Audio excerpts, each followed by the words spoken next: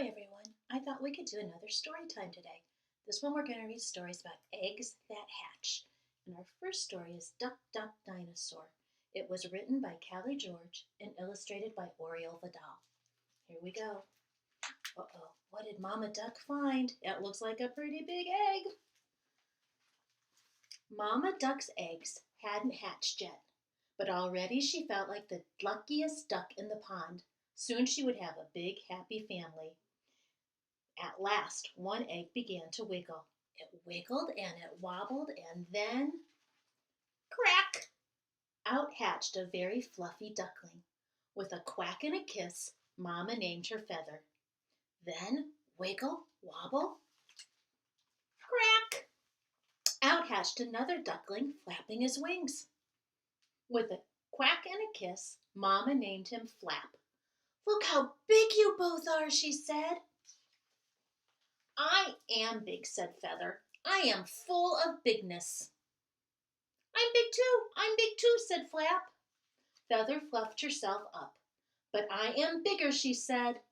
Now, said Mama, but the ducklings kept arguing.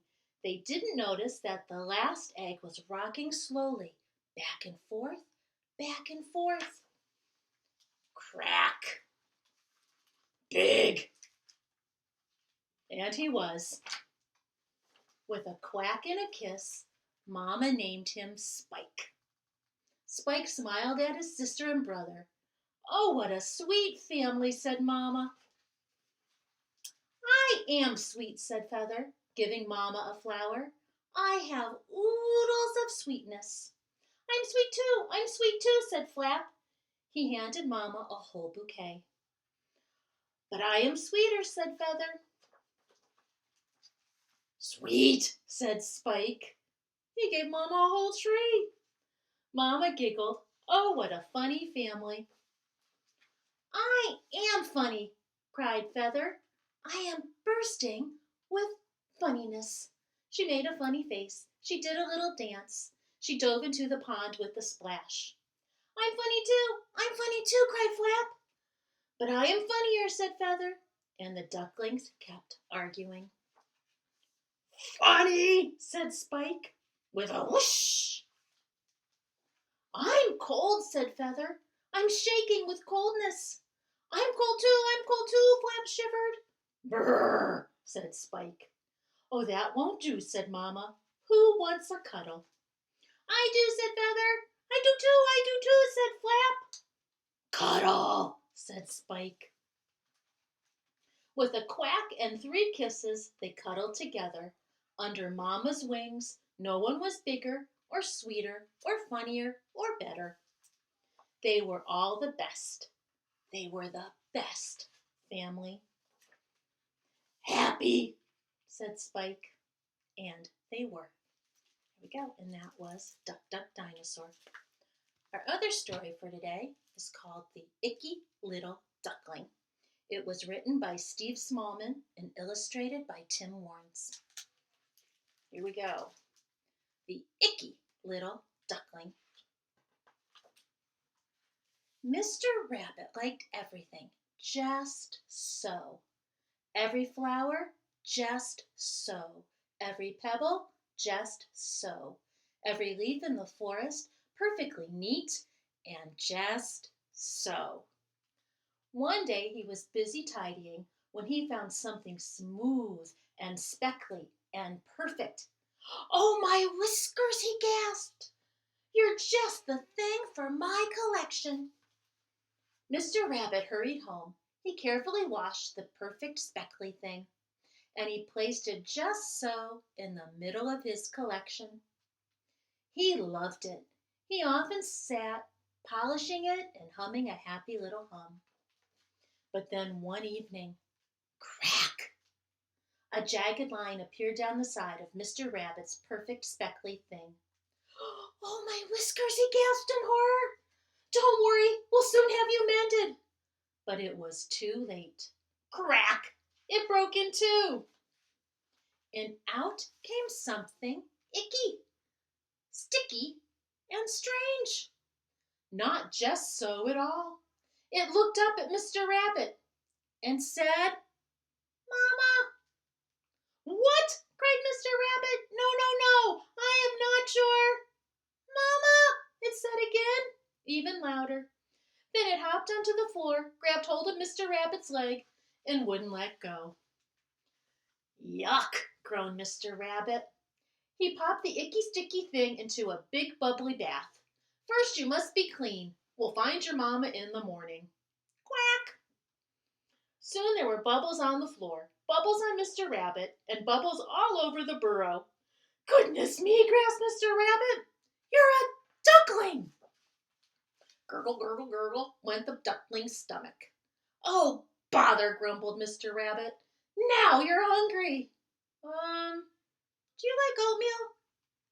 The little duckling did like oatmeal. She liked to sit in it, she liked to splash in it, and she liked to share it with Mr. Rabbit. Yuck, groaned Mr. Rabbit, and he filled up the tub again. Oh, yawn, went the little duckling. Bedtime.